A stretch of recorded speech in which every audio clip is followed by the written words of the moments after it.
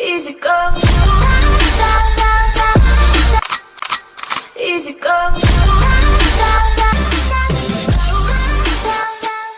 have to stand just because I'm standing. I would like to match your vibe, so here I am. Unless you Like think every single time. Unless I'm a little too- She sits down next. well, once we get to the guest portion of asking questions, I'll like kind of fade away. I'm like, this is not about me. Perfect. All right. And so here we have Stephanie. I'll ask a couple questions, and then we'll move to you guys if you guys have any questions for her, which I'm sure you guys do. I asked you to refrain from any productions that have not been announced yet, to refrain questions from those. So anything else would be amazing. Thank you. Hi guys. Alright, so this is officially, what is it? It's the Sailor Moon panel, right? Are you guys here for Sailor Moon? Yeah. Raise your hand. Okay, awesome.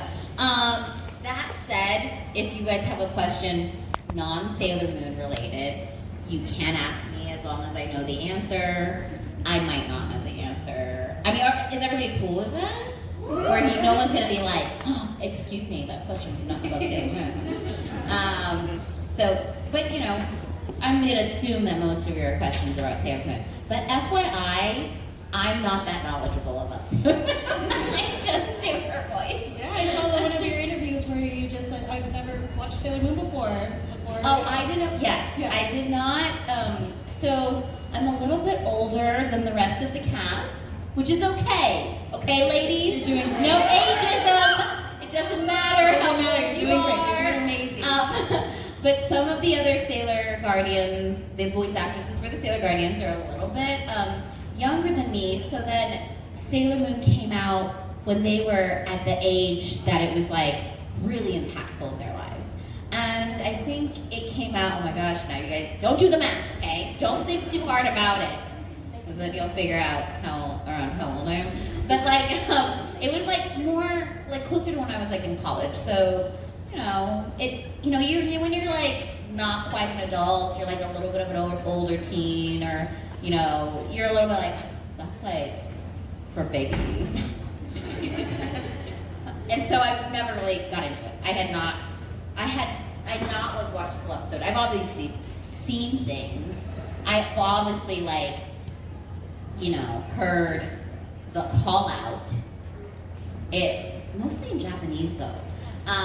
So I knew about it, but yeah, you're absolutely right. I was not, you know, like Amanda Miller, who voices Sailor Jupiter, she did not, when she was a kid, she lived in France or Germany or something like that, and she was watching it on TV as a kid in that language, right? So like for a lot of those girls, it was, girls, women, ladies, it was very like, oh my gosh, impactful. And it's not like I came into it not knowing the impact. I knew the impact. I knew it was a big deal. In fact, once we started recording, and then it was like around my birthday, Michelle Ruff, who voices Luna, and Michelle and I had known each other for many, many years. Michelle wanted to take me out to dinner for my birthday, and she came by, she drove up, and then I hopped in the car, and as soon as I hopped in the car, she goes, "Are you ready for everybody to hate us?" And I was like, huh? I go, what? And she goes, come on, we're not the original cast. Do you know what I mean? They're rebooting it. And she goes, this can go either way. You know, and I was like, oh my gosh, and no one had seen it yet, you know, but it was very, you know, so obviously I knew like what a big deal it was. But you touched everybody's hearts, especially. Oh, especially mine too. So anyway, my daughter. Sorry, I co-opted your little. Did you want to do more of an intro or like? You're more than the lead. Okay. So take the lead. I am just here for your support. Whatever What you is want. your name, by the way? I'm Sandy, by the way. Sandy. Everybody give it a Sandy. Thank you. Sandy with an I or Y? Yes. Okay. Yeah. This is actually my second panel ever. So I did the Genshin panel right before. Good. So you made all your mistakes on the Genshin Oh, panel. yeah. Yeah, You're pretty that's right. fine. So now you're like perfect. Well, you make me more nervous than they do. Oh, really? I'm just so honored to to meet you. That's because they're nicer than me. Good. Yeah. All right, so do you have more questions? Or? Yeah, I just have probably a couple, and then we'll dive back in. So I know that you do some producing and directing too as well. That's true. Some of your work. Yes. What would you recommend to people who are not familiar with that you do directing production? Sorry. What would you recommend them to start off watching? Oh, you mean like Good favorite film that of yours that you helped produce or direct? Oh, okay. Sorry, I'm like a little like backwards. What's that question? No. It's a good question. But I feel like, how many of you guys would consider yourselves like anime experts? No? Here? Anybody? Novice? Okay, wait, hold on. No. Not like, okay, wait. No, wait. Now I'm really into this poll. Okay, right. This is the way it works, right? I'm gonna start off with a low number, and then I'm gonna increase the number. And I'm assuming there's gonna be more people with their hands up for the low number, and then as the number gets higher, if that doesn't apply to you, you're gonna drop your hand, okay? Here we go. How many of you guys have been watching anime for a year or more? Okay, so that I expected is done. How many, now I'm not gonna go incrementally by 1 year, that's like 2, right? How many of you have been watching anime for like 5 years or more? Still almost, so most of you guys at least 5 years. 10 years or more? 20 years or more? 25 years or more? I wasn't So you born. guys, okay, I'm aging myself too. you guys could be experts because most of you are like at least 10 years or more, you guys. Okay, so anyways, okay, sorry, your question. Movies or stuff that I cast or direct that I worked in that people might like, I would say, I think a really easy gateway movie, right? Because you guys all have friends who are not into anime, and you're like, just watch anime with me, and they're like, nah. Why you gotta join me into this? I think a good one is Your Name. Who has not seen Your Name?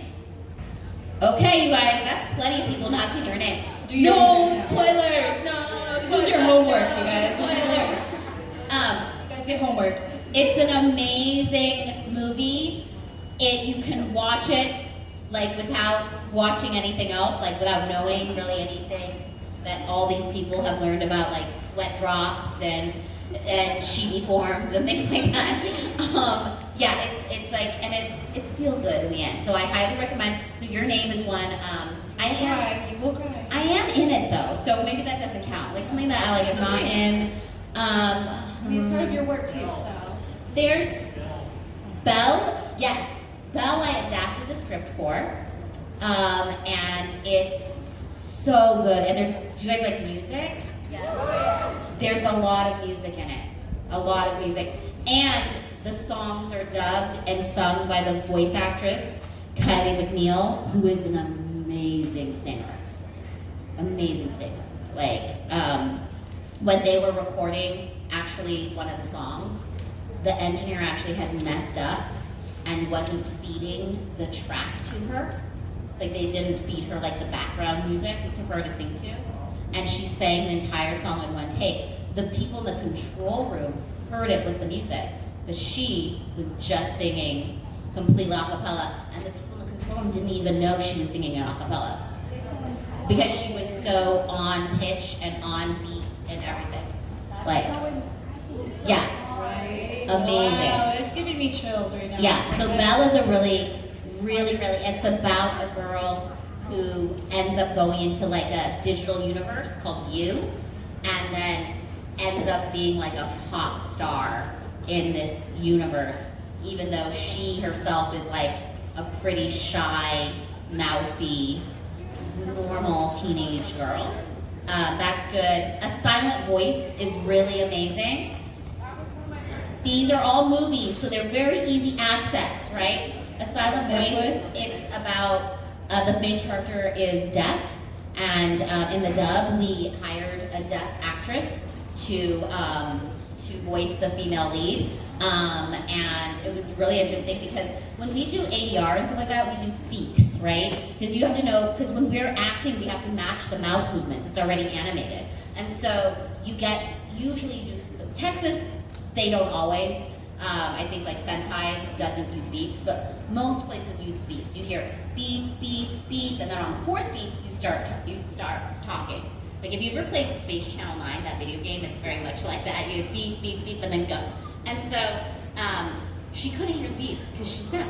So we actually, on the monitor where she sees the animation, we dragged over the audio meter so she could see it, the lights, so she'd see 3 lights and then go.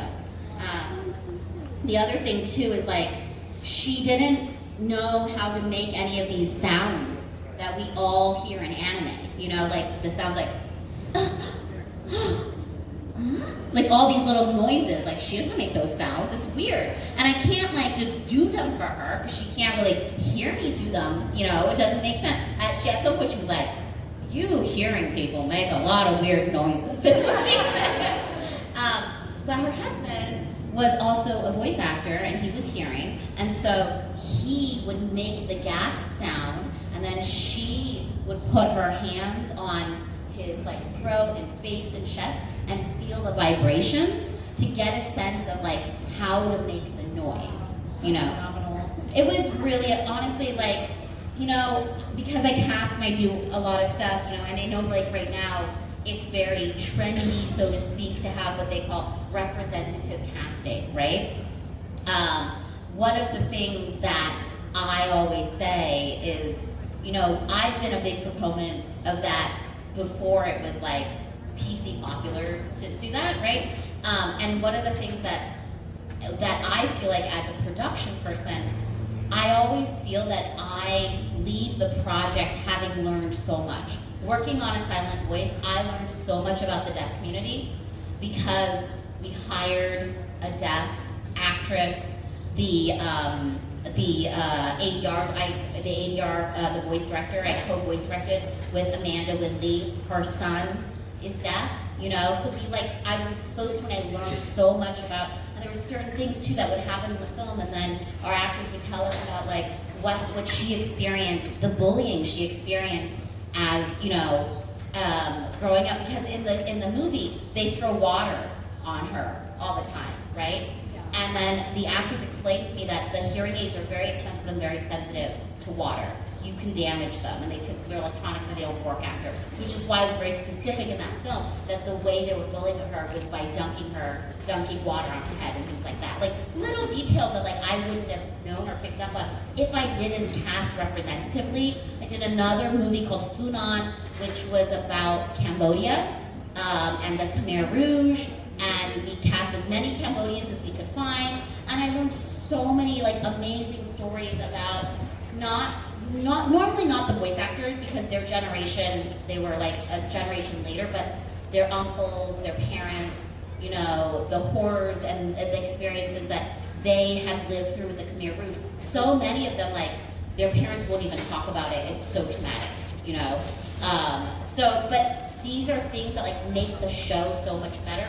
But even like just as somebody who works on it, you feel like I'm learning so much because I opted to choose that route instead of just, you know, getting someone to do a deaf accent. And that's what they call it, by the way, a deaf accent, you know. So yeah, anyways, sorry, I kind of went on a tangent. But those are the ones that I recommended. We encourage it, don't worry. That's beautiful, thank you. I guess I have one more question before we move on to our fans. Do you have a secret talent, and what is it? Oh, One okay. that you might not, I don't, okay, this used to be my secret talent. I don't know if I can still do it. Well, let's see. No, hold on. The bubble. I can't do it right. Oh. Did you used to blow bubbles? I can't. I'm seeing them though. I'm totally out of practice. I used to be impressed. able to like make bubbles on my tongue. And then blow them off. It's really gross. I'm blowing my saliva at people. I used to be there, and I used to like, because I used to have these like, after I had braces, I had like I don't know what you call them, but the thing with the bar underneath to keep your teeth straight. A retainer? It wasn't a retainer, it was like from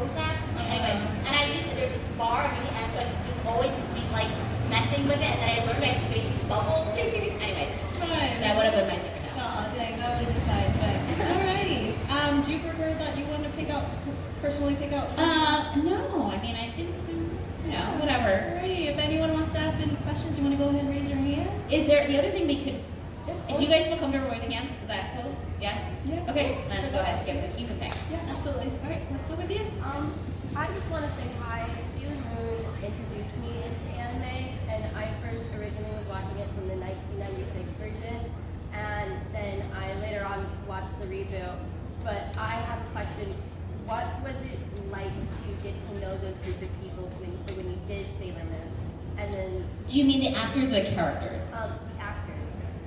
Okay, so here's the thing with, did everybody hear a question? Yes? Okay, they were asking me, is that me or is that, no, that's somebody backing up, sorry. I thought it was a mic feedback. They were asking me that, what was it like getting to know the other actors working on Sailor Moon? Let's see. We record separately. We totally record separately, so we don't see each other when we're recording. It's not a group record. But most of the people, I already knew, because I was not a spring chicken when I started that show. So let's see, Michelle Ruff, Luna, already knew. Johnny M. Bosch, the other cat, already knew. And then Christina V, I already knew. I think we were in K-On! Together. She's Mars. Kate, I already knew. She's Mercury. Jeremy, I already knew. The only person I didn't know very well was Amanda. And then Amanda accidentally punched me in the face behind the, when we were backstage and we were waiting to go on to be announced the first time as the cast at Anime Expo. She didn't punch me, she elbowed me in the face. And who did she play? She plays Jupiter. So, yeah, we were backstage, and I'm very short. Amanda is taller, and so, I was standing, here. This is Amanda, Stephanie was here. And she was, talking to Robbie or something, and she turned around, like this. And then, I guess, her elbow was, me in the face. And then she was really embarrassed and apologetic. But it wasn't that bad. I didn't leave a welt or anything. Robbie already knew. In fact, Sailor Moon was so... Okay, so I can tell you a little bit about the auditioning thing and stuff. We got the auditions, and it was so top secret that they made fake names for the characters for the audition, right? And there was no pictures. However, the dialogue was the same. And even me, who was, unlike the other actresses, I had not seen any episodes. At the bottom, there's dialogue, and the dialogue that I auditioned with, I'm Usagi Tsukino, I'm whatever, as a 15 years old, and, go to Chuan High School, and da-da-da-da-da. That was the thing. You can change the name so it doesn't say Sailor Moon, but then in the audition it says, I'm Usagi Tsukino. It's you know what I mean? Everybody knows. Oh, it's that project. Wink, wink, wink. And then at the very end, the last thing they wanted, because they wanted to make sure you could the clouds, was the moon prism power makeup, So it was come on, man, right? So obviously, everybody knew who it was. Well, I won't say everybody, but anybody who knew anything anime knew what it was. There's some actors who are not into anime. I'm not one of those actors. I started out as a fan. So we knew what they were. But then when we got cast, it was so secret. Because they said, okay, you're in this cast, you cannot tell anybody. And we're gonna do a cast announcement at Anime Expo. And you can't tell anybody. We had signed all these NDAs and all this kind of stuff like that. So nobody everyone, and nowadays, we sign a lot of NDAs. Back then, no one really cared. So signing an NDA was really rare back then. So we were oh, okay, nobody talk about it. And somehow Robbie accidentally got forwarded an email that listed everybody in the cast. So he knew who everybody was playing and who else was in the cast, But The rest of us didn't. And actually, I did not know who I was voicing until like the day before. The day before my first session, right? And Robbie, I was directing Robbie in a movie called Fatima Inverted. I think it was Robbie's first anime, I'm not sure. Fatima Inverted is like about a girl who comes from a world, meets a boy who comes from a different world, and their worlds are upside down from each other. Like, so they literally like one's upside down with their gravities. Anyway, and then Robbie, at the end of the session, Robbie goes, "Oh, I'm really glad I booked this job because I'm about to start this other high-profile anime series that I can't talk about. And so this is good that I'm like getting the practice with the sync and the ADR before starting that job because I really don't want to mess that up." And then, it just became like, oh. And then he goes, I go, "Oh, is it the show that like you can't talk about, but like after Anime Expo you'll be able to talk about?" And he goes, "Yes. Are you on that show that can't talk about?" And like that was like the code word, and I'd be like, "Yes." And then he looked at me and goes, "Do you know who you're playing?"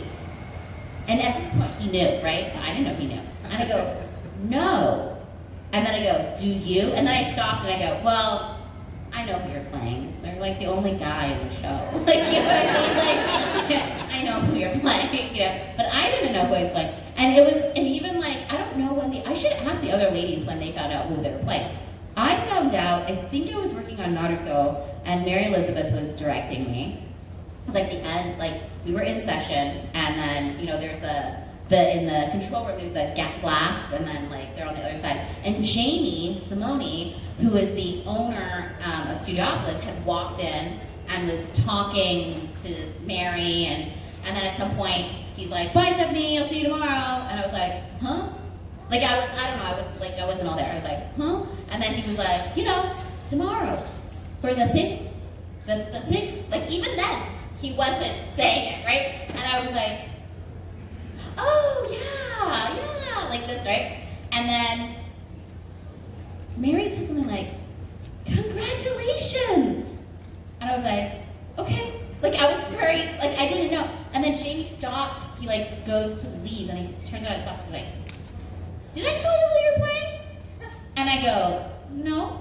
And then he's like, "Oh, you're, the girl. You're like you're the Sailor Moon, And then he like walks out. That's how I found out about it.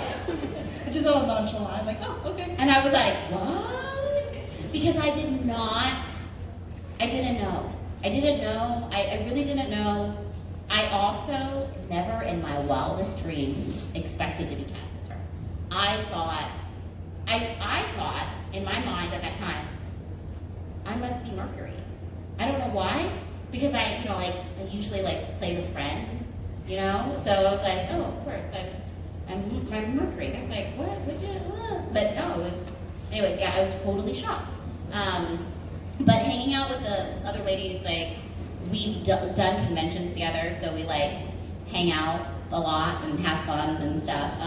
One year for Christmas, I decided to get everybody socks. And there are these like cute little Sailor Moon socks, and they're decorated like the fukus, like each their little Sailor Scout, the Sailor Guardian uniforms, like they're decorated of their each Guardian, their little color bow and stuff on these socks. So I got everybody a pair of these socks, and we record separately, so I didn't see everybody. So I left them at the studio. I said, this is for Manna, this is for Bobo, this I put them all, then I left. And this is like the first year. And then I was like, I got them a cute little gift. And then it was like around Christmas and stuff. And then I go in for a session, and then I see all these little bags, like it's like the same week, like a few days later. See all these little like gift bags with their names on it, and then Susie Goldish, the director, was like, "Oh, those are Christmas presents from Sherry. Sherry voices Sailor Venus, right?"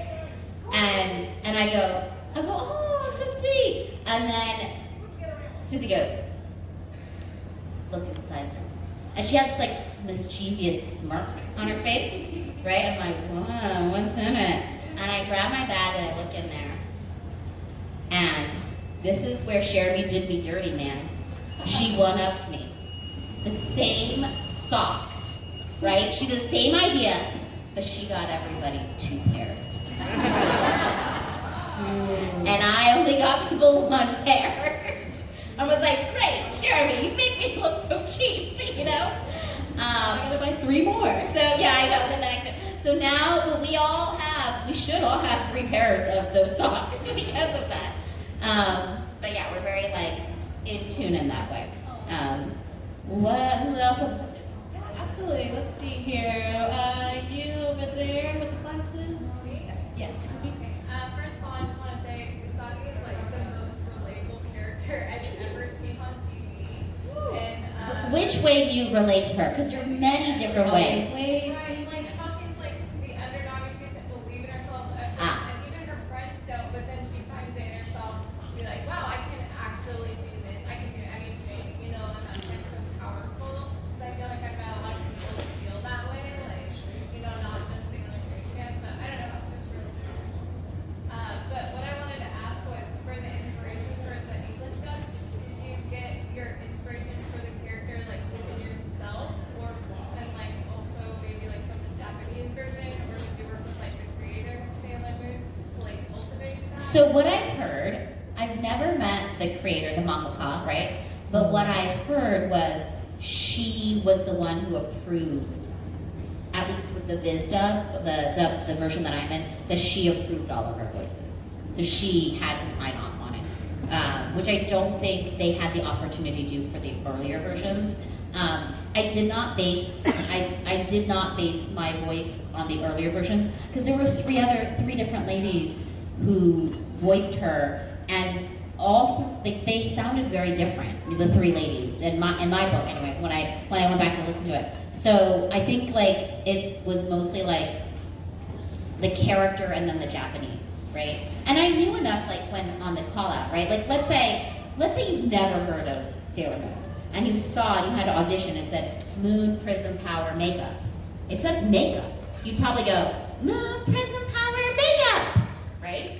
But like I'd heard it, so in my audition I was like make up because that's how she says it in the Japanese, right? So like I was definitely influenced by the Japanese, and then also like over time and stuff like what I could also bring to the character and stuff like that. So cool. Thank you.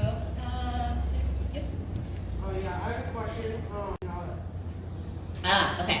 So my favorite part about voicing Hinata is the fact that when I was growing up, I was painfully shy.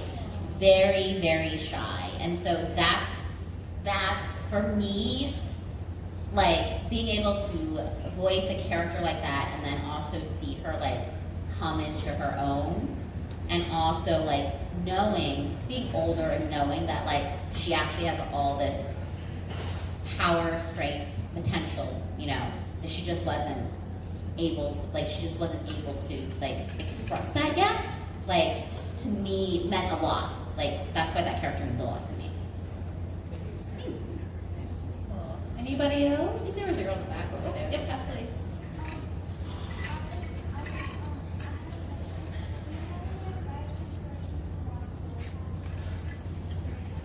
Yeah, okay, so for those who couldn't hear that, do you have any advice for people who want to do voiceover, you know?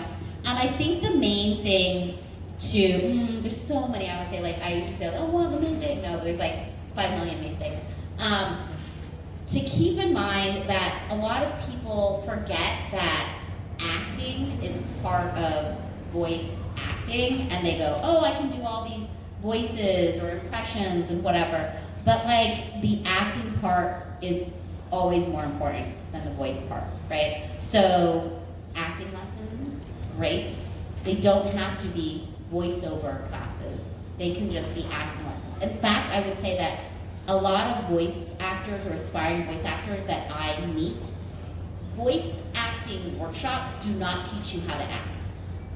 They just give you advice on your reads. But they don't teach you like how to connect, They don't teach you things like sense memory. They don't teach you how to break down a script. They don't really do any of that stuff. They give you practice and they go, oh, be louder here, do this emotion here. But they don't tell you how to create that emotion within yourself and make it real. They don't teach you the different shades of that emotion and how to find all the different shades so that when someone asks you to do a line angrier, you're not just yelling it and making it louder. And so many of the younger actors, that's what they're going for because they don't have like the theater acting, like classical acting background, right? And even with classical, I mean, like if you want to go like really classical, old school Meisner, those classes, they do this thing. Who knows Meisner technique or anyone? Okay, go ahead, yay, go to builder. But you like sit, you can spend like 6 months it's called a repetition exercise. And it's about knowing what is true when you speak it too. But it would be us sitting across from there and I would say, you're wearing red. And then he would repeat, I'm wearing red. I am wearing red. And then he would say something about me that you observe. You're wearing a blazer. I'm wearing a blazer. And it's just like accepting that. Doesn't that seem so basic? But you do that for months. And then you graduate to emotions, right? What I'm observing or what I'm feeling. And then you acknowledge it. And it's very like about, you're doing this like, we're like looking each other as very connected, right? Because when you're in a scene partner, it's about connecting and like they say, acting is reacting. It's not about like, oh, you're and that's probably my biggest critique about some actors is that they're too showy with their acting. I'm gonna show you I'm angry. How many times when you're angry in real life, you're angry because you want to show someone you're angry? It happens every once in a while. You want to prove a point, but mostly the emotion is happening to you, right? Like, Michael Sinernick I spoke with a lot, was like, he loves this example, is that if a child runs out into the street and almost gets hit by a car, the mom runs out and yells at the child and starts scolding that child, right? That's anger, but what is that anger rooted in? Fear, exactly. We don't feel angry for just anger reasons. We feel anger for something else. Because we're offended. Why are we offended? Because we're insecure. Why are we insecure? Because we feel that we are not capable. It's more complicated than that. So when you're able to understand and tap into your character, every single reaction backwards, like really distilling down to the root, right? Then you're able to play that anger believably. Instead of just doing the things that come across as anger. And I'm using anger because it's the easiest example to give, but it's the same for any emotion, right?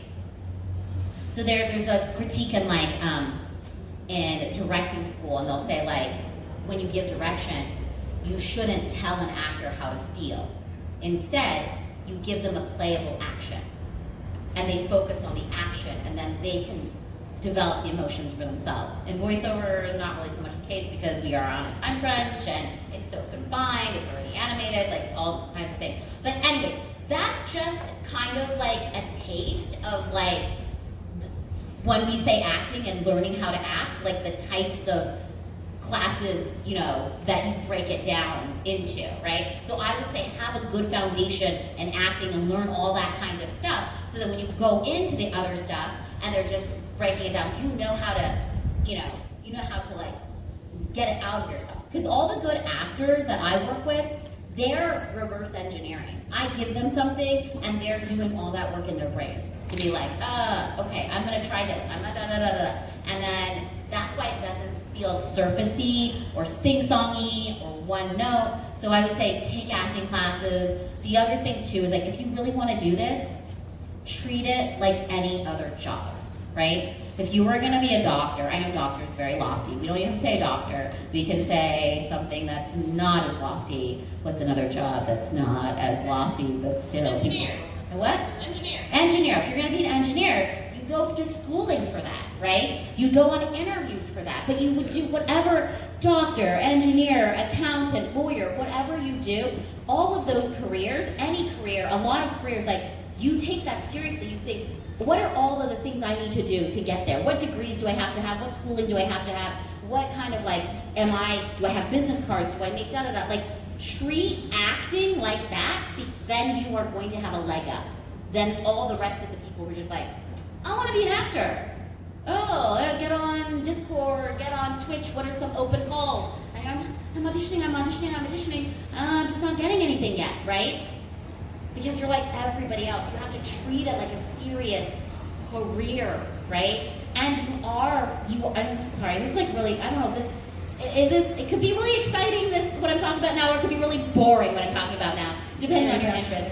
But if you treat it like a real career and you put that work into it, because like, you're not working for an employer, right? You are your own marketing department, you are your own financial budgeting department. When those first checks come in, you gotta figure out, like, how much am I gonna spend on this, and how much goes back to, like, it's all, you have to do all of that. You have to pay your own taxes, so if you don't save money, dude, the first year that I had to pay taxes on my own, I was like, ugh, because I didn't save enough money. Like before I had like a job where I went to a job, and in a normal job, they take your taxes out of your paycheck. So that when you go pay taxes in April, you don't owe that many taxes. Sometimes you don't owe any taxes. When you are a freelancer, they don't do that. So if you haven't been setting money aside for taxes, suddenly in April, they'll be like, okay, you owe $8,000. And you're like, what? So you need, like, there's so many things business-wise that you have to do on your own. You have to pay for your own health insurance, right? So there's like, I know, it's so boring, and like, no one talks about that part. Just to make it seem fun, you gotta spend money with you know, but yeah, there's like, but if you take it seriously, then you're gonna have a leg up, you know what I mean? So, all right. If I didn't depress everybody with that, I slapped you with some like real life there. I don't think it was depressing, but I think it was like a good taste of real life. Alright, little Minnie Mouse over here. First of all, thank you for your support. Welcome. So as you were saying, there are other people who have voiced Soggy. Did you feel any sort of pressure with that? And did you expect the success of the reboot got? Those are two. Okay, here's the funny thing. You know when how many of you guys have gone through my autograph line, have an autograph of mine? I was gonna do it after. Oh, good. No pressure. I'm not trying to. Gosh, now that it's said out loud, it does sound very selly. Anyway, my point is, those who have gotten an autograph, you'll notice that when I sign my autograph, I don't write Sailor Moon. I write Usagi, because technically, I'm the only person who's dubbed Usagi's voice. The earlier versions, they called her Serena. So that's why I write Usagi, because I just think it's clearer, because I'm the only person who voiced Usagi. I think when I first got the job, I felt pressure. But as I said, there were 3 different actresses, and they sounded very different. So I didn't feel, and I knew that like they weren't casting me having anything to do with the previous voices. So I didn't feel that kind of pressure. But I also recognize that like a lot of people are just used to what they're used to, right? Like you just grew up with it, I can't get over it, and that's gonna happen. So, you know, Michelle picked me up for her birthday, was like, are you ready? Are you prepared for the hate? And there was a little bit of nervousness, but like, I don't try to think about that stuff. I try not, look, I think this is my life lesson. Don't dwell on the negative, because it's not productive. Like, you can't do anything about it. If anything, like, when you like, think about the negative stuff or the stuff that causes you anxiety, you just sit there and think about it, and the time you spend thinking about it is time that you could have been doing something else, right? Or doing something to make you feel better, to make you feel happier, right? So I try not to dwell on the next. So I didn't think too much about it. And then the other thing the one really nice thing is that when they announced us as Sailor at Anime Expo, they did invite a lot of the old cast there. So we got to meet them, and the older cast that we met, because I know there's multiple ones, they were so warm. They were so warm. You know, everyone can have their opinions about what they prefer. I don't view it as a competition, and the way I view it, in terms of our success with the reboot and Crystal and the VizDub and so on, I do not believe that we would have been as successful if that older dub did not exist, right? So I am grateful for all of those casts and all of those ladies. You know, the fandom now is built on the backs of them. Like, we would not have this fandom if it weren't for them. So I feel like I owe them a lot. Did I know it would be this big? No, and I was very nervous. And in the beginning, there was a lot. Never do this. Don't go on the message boards and read about yourself. I do not suggest it, because there's a lot of, I hate her voice, it's so annoying. Or like, oh, it just doesn't sound like what I'm used to. And so, you know. Well, that sucks, so suck it up, we get this one. Yeah, I don't want to have the attitude, but you know, yeah. That's what it is. Well, I will do it for you, because we have all of these fans here. So anyways,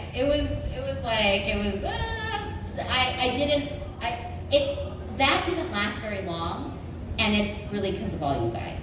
Honestly, you guys have been so supportive. I feel very grateful for all of you. So thank you. Any more questions? I could also come back to my questions too if you Cool. need some more Fine. filling time. Yeah, we're at 3:40, so We have about 20 minutes. do you want to do like 2 more? There's one right there? So, yeah, absolutely. I've been basically watching Sailor Moon since when I came out here in 93 now, 95 was the first. So I've watched it all, I've watched it from the beginning. And I was really glad you're here. I was very thrilled that when this picked up, I was like very excited to see who the new voice actors, who are they gonna be, right? I was like, and then once I heard it, I was like, I thought you made a wonderful Yasagi, a wonderful Sailor Moon. I'm sorry, so, I'm a fan, but you know what I mean? I thought everybody, the whole cast, did a wonderful job. I thought the whole cast did a great job, really good. And I felt what you were deciding, you got the role, and everybody else got the role. I thought it was a good thing. So, and I've actually been, showing my son a little bit, so, I mean, I really enjoy it. I mean, I always have, and Usagi, I always I usually cosplay a lot of Usagi, and I collect Sailor Moon, so yeah. Well, did you have a question? Yeah, what is your favorite, there've been a lot of seasons, so, I mean, did you enjoy doing more of, voicing all the original 90s, all those Yeah. seasons, or more of the Crystal one? Okay, so I kind of like OG Sailor Moon a little better than Crystal. Okay. Just because I like the comedy, I love the insane filler episodes. I think my favorite episode is when, I don't even remember who the villain is, but it's when they have that competition, the wedding dress competition, so that they can win a free wedding reception. And these girls are all like teenagers without boyfriends. So I don't know why they got so crazy competitive about winning a free wedding reception. Like, it just was hysterical to me. So anyways, that's that. So I like the old, funnier episodes. I thought they were really great. So They're a little less filtered. yeah, it gets serious. I'm like, when she starts dying over and over again. Oh, sorry. No spoilers. No spoilers. I'm like, oh, she's dying again. Dying to wake up. Is she dying for real this time? And also, I personally find Chibiusa annoying. I'm not the only one. I'm sorry. Eventually, I appreciate my daughter, but she was so annoying. So I did not enjoy those seasons. I feel like I was channeling Usagi. I would get very jealous when she's hanging on Mamo. was definitely when she pulled out the gun. What, you guys, it's so crazy. If you think about when that was like released, like what year that was released, I'm like, how is this okay? Yeah.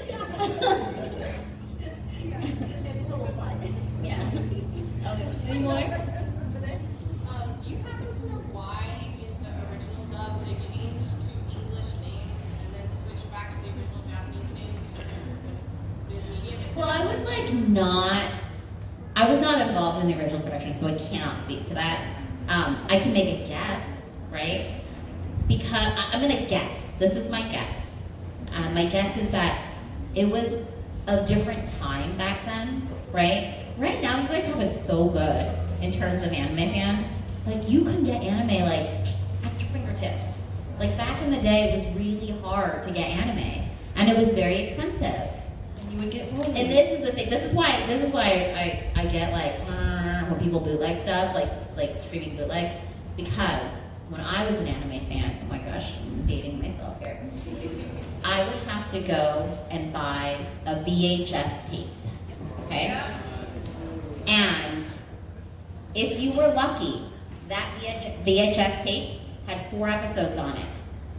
How many episodes do you get on a DVD? 12, right? Could be like I remember this one. Okay, but you get more than 4, Yeah. right? Some VHS tapes only had 2 episodes on them. And if you were very unlucky and bought something like Footy Cooty, it had 1 episode on it. And do you know how much 1 to 4 episodes cost back then? No, it was about $19.95 to $29.95. So we were paying $30 for 4 episodes, right? And you guys, how much? You guys can get a whole box set, a whole season, for sometimes about that much, a little bit more than that, right? It's insane. That's why I'm like, why are you bootlegging it? It is so cheap. Your anime's so cheap compared to when I'm just doing this, right? And then if you count for inflation, like, oh my gosh, right? So, what was the question? Why were we talking about this? What was the question? The question was, Oh, the American News. Okay. So, anyways, that was a different time. It's a different time. So back then, anime on TV, there weren't that many anime fans. There were people probably didn't, like a lot of people were like, oh yeah, that's the girl with the buns, I heard of her, but they didn't really know what Sailor Moon was, right? Sailor Moon, anime on TV was always like bastardized in some sense. Because the producers and stuff, at the time, I think they're recognized that most people watching the television are not anime fans because there weren't that many anime fans because it wasn't accessible. So they were like, we can't, people are gonna think it's weird. They can't say it. If they can't say it, they're not gonna be able to like be a fan of it and buy it. You know what I mean? Like, this is me guessing. I'm guessing that it had to do with the fact that like they tried to make everything more mainstream because anime wasn't as mainstream as it is today, right? So it's probably also why they changed, because the lesbians to cousins, you know? Because they were like, oh, that's too, I mean, back in the day, there were no gay people on TV. You know what I mean? Like, they were like, oh, we can't do that. And it's for kids, oh, we can't do that. They are cousins who are roommates, who are good friends. They love each other like cousins. But we all kind of knew, right? And even if you know, like, if you watched ever, if you heard a show, have you heard of a show, Tenchi Muyo? Okay, Tenchi Muyo was also on TV, right? And there are a few characters on there that get drunk all the time, drinking sake. They changed it to tea. They had to change it to tea. But when you look at them, they're still like, this tea is so good. You know, like, they just did stuff that just did not make sense. Because we can't have children watching cartoons. Because back then, cartoons are for kids. Showing them drinking alcohol, you know? So that's my guess. My guess is that's the reason. I know by the time that, like, when Viz did their version of it, they really wanted it to be authentic, right? So that's why we changed it to, we changed the names to how they are in the Japanese. We left a lot of the stuff alone. We weren't trying to like change, you know, censor anything. What'd you say? I said get rid of boobies. Did they get rid of the boobies? They did. They changed the there's one scene that you saw. Is it a transformation? No, not The in the boobies. in the back, the original one of the episodes, and they moved the waterline up higher. Oh, they moved. They moved the They just waterline covered her up cleavage. It's not like her whole boobies were showing. Okay. Do you guys want to know something funny about TV censorship? They're like kids and kids man. No. Okay. This is not very. I mean, it's not that risque. We did a show called Footy Cootie, which is spelled FLCL, and I can't remember. I think it's in Footy Cootie 3. Is it an alternative? I think there's a character, and that one's like co-produced with like Adult Swim, I think, or you know. And in one of the classroom scenes, it's not sexual at all. In one of the classroom scenes, one of the boys in the classroom gets all like agitated, and he like rips off his shirt or something like that, right? And he's like so he's just like topless, right? It's normal. We see boys in topless, like it's normal, like it's not a big deal. Production IG was not allowed to draw nipples on that teenager boy. I think there's also like a scene where they're like playing water polo or something, like people, and none of the boys have nipples because it would have violated the whatever rules of showing, you know. Is that why sometimes I don't see nipples in manga? I don't know about manga, but that's maybe there's nipples in the Japanese version, but in the English version they were not allowed to draw nipples. Yeah, so Wow. it's a weird world we live in. Are there any questions? Oh, Location? okay. Hi. Hi. So I came into Sailor Moon kind of late. Like I was watching Crystal air and the episode the week that it was concurrently. Uh-huh. So that was like my first one to feel Sailor Moon. When you were like dubbing them, did you have like a different mindset for the redub versus Crystal? Yes. When her question was, when we dubbed it, did we have a different mindset when we were dubbing the original versus Crystal? Yes. And the reason being is that the art style for Crystal was so different. I didn't think that the energy that I brought to like classic Sailor Moon redub would always fit her facial expression. I think that it was a little bit more, I don't want to say like not muted, but it wasn't as like peppy and cartoony or or even as like young, the young energy, because she looked different and it was drawn different and the beats felt different. So I did tweak it, not by a whole. I wasn't doing like a whole different voice, but I did have a different mindset going into it because we were all trying to match the tone and this based on matching the art style of Crystal, which looked a little different, I think, than classic. Yeah, good question. One more and then one more question after. Okay. My other question is, which version of Hinata do you like more, the original Chicken or Florida? I like original Hinata more because she just had more to do. I feel like Boruto's fine, but she's just always like, I don't know how many times it's, welcome back, Boruto, or welcome back. She's just at home making the kids meals, saying welcome back all the time, So I kind of like the original a little better. Do they come in from the studio just to say welcome back each time? Or? Well, whenever she talks, I come back. Yeah. Okay, cool. Yeah. Well, I guess I have one more question. Out of all the voices that you voiced before, what one is your favorite? I don't really have a favorite. They kind of change based on my mood. There's a lot that I really, really love. I tend to like voices that are like crazy or crazy different. And usually, whenever you're voicing one type of character a lot, you want to do something different. So if I'm like doing a lot of like deeper, sultry women, then I want to do like a young girl. And if I'm doing like a young ingenue, then I want to do like, it's, you know what I mean? Like you always want to, I would say there is a show out there. It's on Amazon Prime. It's not an anime.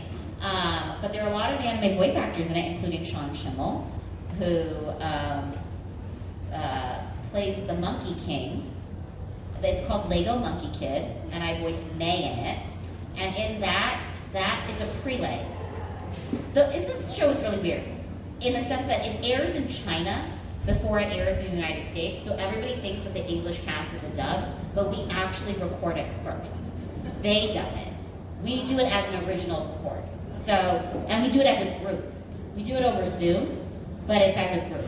So that means we get to play off of each other. Jack DeSena, if you guys have watched Avatar, he voiced Sokka. Jack plays the Monkey Kid, and I play May, his bestie. And sometimes we like improv stuff, you know, and it keeps in. And like we started a joke there because like one time we were like characters going to something and the line was "Let's go," and then the director said, "Can you like make it sound as close to Lego as possible?" You know, because it's Lego Monkey Kid, right? So that now, then we did it, and they let it slide, and so now we kept it. Johnny Young Bosch has a voice in it. Billy Kometz, rest in peace, Billy Kometz, plays an amazing part in it. And then Alejandro took over Billy's part in that. Davey Mitchell is in it. Patrick is in there. So there's a lot of anime voiceover, but it's an original. May is probably the character that I get to like cut loose the most in. Like it's the most fun. I do, like for me, I get to be weird and wacky and goofy in a way that I've never gotten to be in anything else. And so that's really close. But there's a lot of, you know, Your Name is really, like there's so many things. I can't like pick one favorite. Thank you. Thank you guys. I think that's the time that we all have for today, so thank you for coming out here. Thank you guys so much. Have a good rest of your time.